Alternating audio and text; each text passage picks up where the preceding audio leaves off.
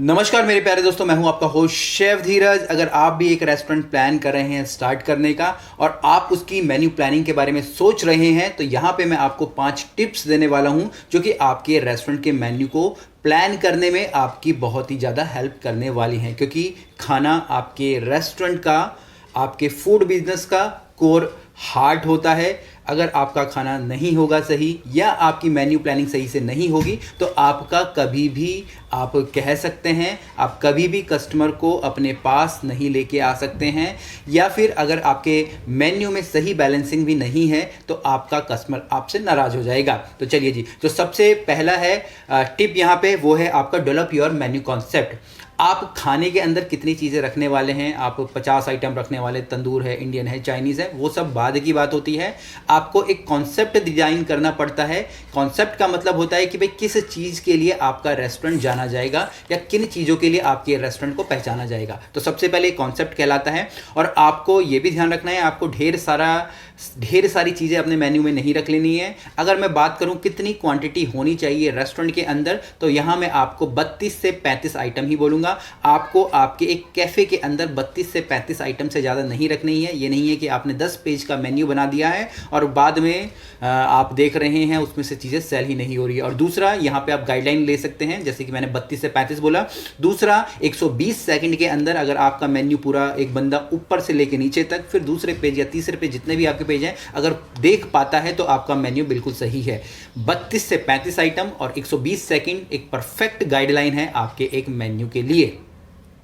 अब इसके बाद दूसरा है आपका develop a list of a core ingredient. आपने जो मेन्यू रेडी कर लिया है, आपने लिस्ट कर लिया है मेरी ये सारी चीज़ें, तो उसके अंदर जो भी कोर इंग्रेडिएंट यूज़ हो रहे हैं उनको आपको पॉइंट आउट करना है या लिस्ट आउट करना है, लिख के रखना है। क्योंकि कुछ इंग्रेडिएंट होते हैं आपको कहीं भी मिल जाएंगे, बट कुछ ऐसे इंग्रेडिएंट होंगे जो कि आपको हो सकता है किसी दूसरे स्टेट से, किसी दूसरी कंट्री से, कहीं स्पेसिफिक सप्लायर से आपको लेने पड़े। तो ऐसे इंग्रेडिएंट के बारे में आपको पहले से ही लिस्ट डाउन करना पड़ता है, क्योंकि यही इंग्रेडिएंट होते हैं जो कि आपके मेन्यू के वाव फैक्टर होते हैं। जैसे कि मैं बोलता हूँ भाई, कश्मीर का हमारा सैफरन, इस तरीके से चीज़ें होती हैं। तीसरा यहाँ पे आ जाता है आपका सप्लाई चेन का। अब आपने मेन्यू रेडी कर लिया है, आपके सारे आइटम्स की लिस्ट आपके पास है दूसरे पॉइंट्स के अनुसार। अब आपको तैयार करनी है अपने सप्लायर की लिस्ट, कहाँ से आपको ये सारी चीज़ें सप्लाई होंगी।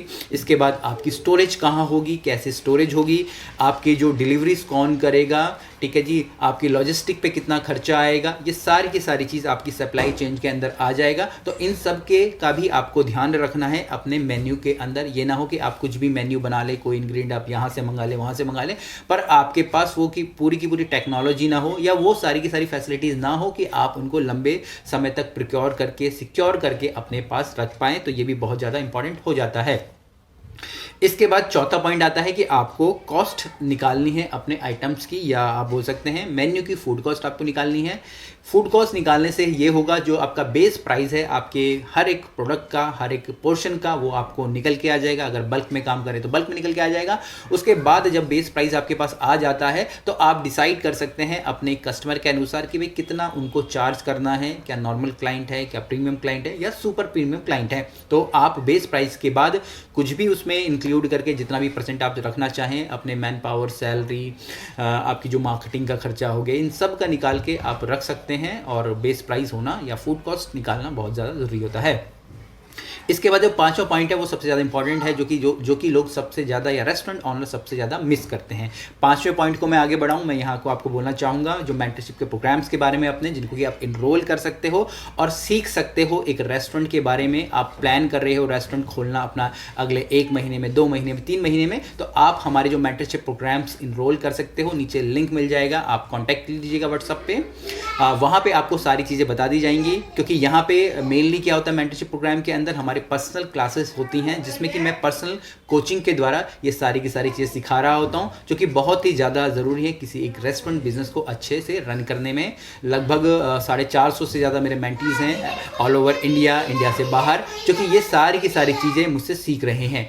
अब यहाँ पे पांचवा पॉइंट है, वो है हमारा visualization of your plating and आपके ग्लासवेयर एंड और यहाँ पे मैं आपको एक और पॉइंट इसमें ऐड करना चाहूँगा, हमारे ट्रायल रन का। जब आपका सब कुछ रेडी हो गई है तो आपको विजुलाइज करना है कि भाई मेरा खाना कस्टमर के पास कैसा जाएगा, मेरी प्लेटिंग कैसी होगी। हम लोग खाना बना लेते हैं, हमारे पास सब कुछ आता है, पर हम लोग ये जज नहीं करते कि भाई वो खाना कस्टमर को कैसा दिखेगा, कैसा उसको लगेगा, हमारे ग्लास वेयर्स क्या होंगे। तो इन सब चीज़ों का भी आपको ध्यान रखना है, क्योंकि यही एक बहुत ज़्यादा इंपॉर्टेंट हो जाता है, क्योंकि कस्टमर खाने से पहले आपके खाने को देखता है, उसके बाद उसको वो चेक करता है या ऑर्डर करता है। यहाँ पे टेस्ट रन की बात भी मैंने करी है। टेस्ट रन का मतलब होता है कि आपको अपनी ओपनिंग से पहले सारे के सारे टेस्ट रन करने चाहिए।